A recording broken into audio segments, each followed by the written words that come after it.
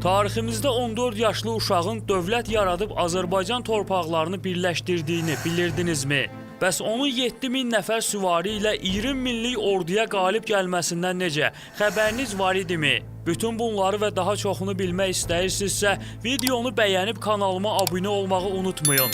İndi isə qaldığımız yerdən davam edirik. Səfəvi Şeyxi Sultanəlinin ölümündən sonra balaca İsmail bir müddət Qızılbaş əmirlərinin nəzarəti altında Ərdəbildə gizlədildi.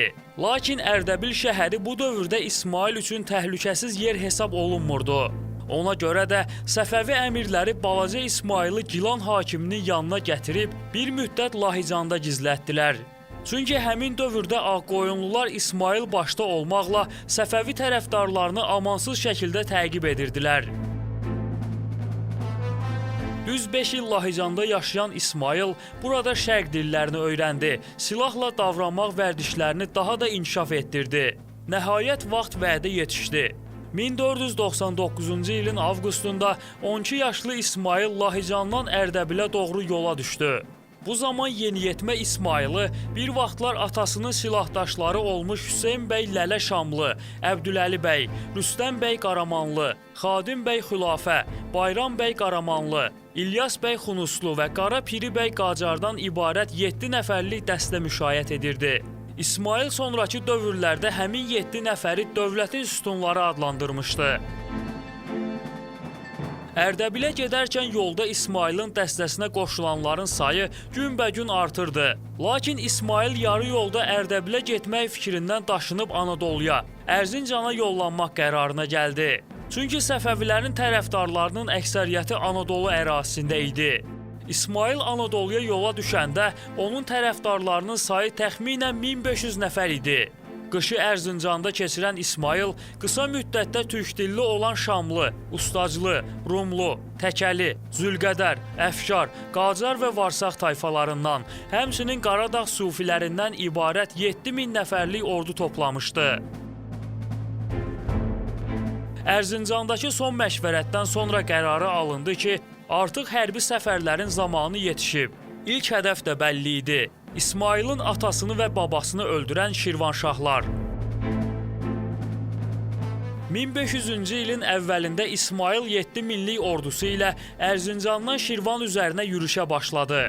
Şamaxı yaxınlığındakı Cabanı adlı yerdə Şirvanşah Fərrux Yasarın ordusu ilə üz-üzə gələn Səfəvilər onları ağır məğlubiyyətə uğratdı. Döyüş zamanı Şirvanşah Fərrux Yasar həlak oldu. Cəng meydanından birbaşa Şamaxıya üz tutan İsmail heç bir müqavimətə rast gəlmədən şəhəri ələ keçirdi. Şamaxını tutan İsmail Şirvanşahlar dövlətinin ərazisinin böyük bir hissəsinə nəzarəti əlində saxladı. Lakin o dövrlərdə Şirvanşahlar dövlətinin paytaxtı olan Bakı hələ də fəth edilməmişdi. 1500-cü ilin sonunda İsmail əsas sərkərdələrindən biri olan İlyas bəy Xunuslunu böyük ordu ilə Bakını ələ keçirmək üçün Abşeron yarımadasına göndərdi. Lakin İlyas bəyin qüvvələri əzəmətli Bakı qalasını tuta bilmədi. Vəziyyəti belə görən İsmail 1501-ci ilin yazında əsas qüvvələri ilə Mahmudabaddan Bakı istiqamətində yola düşdü. Bakı qalasının müdafiəsinə Fərrux Yasarın oğlu Qazı bəyin xanımı başçılıq edirdi. İsmailin Bakıya gəlişindən sonra qalanın mühasirəsi bir müddətdə uzandı. Bir neçə həmlədən sonra Səfəvilərin ordusu Bakı qalasının divarlarını aşıb şəhərə daxil oldular. Şirvanşahların paytaxtı Bakını tutan İsmail bu dövləti özündən asılı vəziyyətə saldı. Lakin Şirvanşah ordusunun qalıqları hələ də Şamaxı şəhərinin yaxınlığındakı Gülüstan qalasına sığınıb mübarizələrini davam etdirirdilər. Öz keşikçi qarnizon dəstələrini Bakıya yerləşdirib Şirvana doğru yollanan İsmail Gülüstan qalasına doğru hərəkət etdi. Bu zaman Şirvanşahların son qalası olan Gülüstan qətiyyətlə müdafiə olunurdu. Səfəvilər Gülüstan qalasını mühasirədə saxladığı bir vaxtda Çaparlar məktubla Ağqoyunlu hökmdarı Əlvənd Mirzənin Təbrizdən böyük bir ordu ilə yola çıxması xəbərini gətirdilər. Bu zaman İsmail Gülüstan qalasının mühasirəsini dayandırıb, süvarilərdən ibarət ordusu ilə cənuba, Naxçıvan istiqamətinə hərəkət etdi. 1501-ci ilin yayında Şərur yaxınlığında baş verən döyüşdə Səfəvilərin 7 minlik ordusu Ağqoyunlu Əlvənd Mirzənin 20 minlik ordusunu darmadağın etdi. Bu qələbədən sonra artıq İsmayılın önündə heç bir əngəl qalmamışdı. 1501-ci ildə Ağqoyunluların paytaxtı olan Təbrizə daxil olan 14 yaşlı İsmayıl özünü Səfəvi şahı elan etdi və bununla da Azərbaycan Səfəvilər dövlətinin əsasını qoydu. Bu da digər bir tarixi Azərbaycan dövləti Ağqoyunlu imperiyasının süquta uğraması demək idi. Amma bununla belə Ağqoyunluların İraq qolu hələ də öz mövcudluğunu qoruyub saxlamışdı.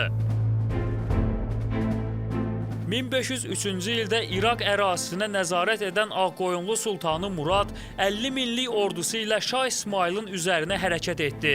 Həmədan şəhərinin yaxınlığındakı Almaqulağı adlı yerdə baş verən döyüşdə Səfəvilər Ağqoyunluları məğlubiyyətə uğratdı. Xeyli torpaq itirib Bağdada doğru geri çəkilən Murad burada hakimiyyətini yalnız 5 il davam etdirə bildi. 1508-ci ildə Səfəvi şahı İsmayılın Bağdada hücumunu xəbər alan Murad şəhəri tərk etdi. Beləcə Şah İsmayıl Bağdadı da ələ keçirdi. Bununla Ağqoyunlu dövlətinin digər bir qolu da süquta uğradı. Bu qələbəsindən sonra Şah İsmayıl Azərbaycan torpaqlarının böyük bir hissəsini vahid mərkəzdə birləşdirməyi bacardı. Şah İsmayılın qərbdə hərbi əməliyyatlar keçirməsindən istifadə edən Şeybanilər dövlətinin hökmdarı Məhəmməd xan Şeybani 1507-ci ildə Teymurilər imperiyasının varlığına son qoyub Xorasan vilayətini tutdu. Bununla da kifayətlənməyən Şeybanilər Səfəvilərin nəzarətində olan Kirman vilayətinə yürüşlər təşkil etdilər.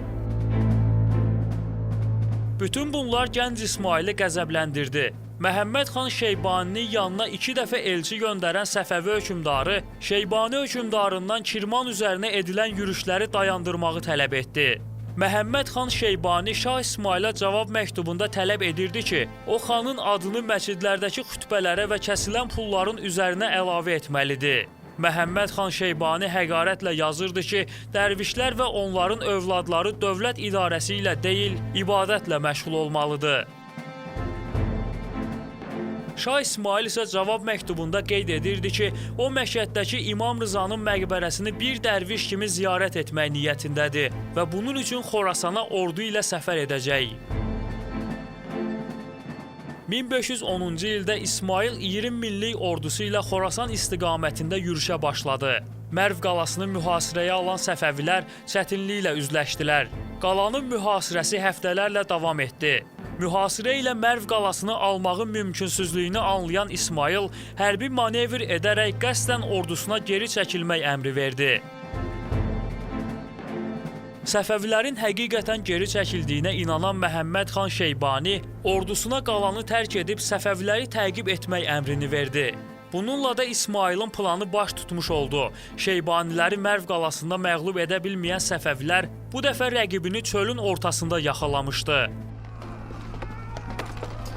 1510-cu ilin 2 dekabrında Mərv qalasının bir addımlığında baş verən döyüşdə Səfəvilərin 20 minlik ordusu Şeybanilərin 50 minlik qüvvəsini darmadağın etdi.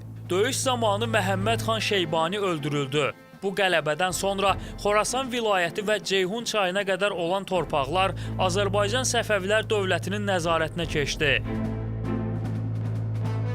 Xorasandan paytaxt Təbrizə zəfərlə qayıdan Şah İsmayıl 1512-ci ildə Anadoluya da yürüş təşkil etdi və Şərqi Anadolunun böyük bir hissəsini öz dövlətinin tərkibinə qatdı. İsmayılın qərbə doğru irəliləməsi yeni taxta çıxmış Osmanlı Sultanı Səlimi əməlli başlı qəzəbləndirdi. Bu da Səfəvi-Osmanlı müharibəsinin başlaması üçün zəmin yaradırdı.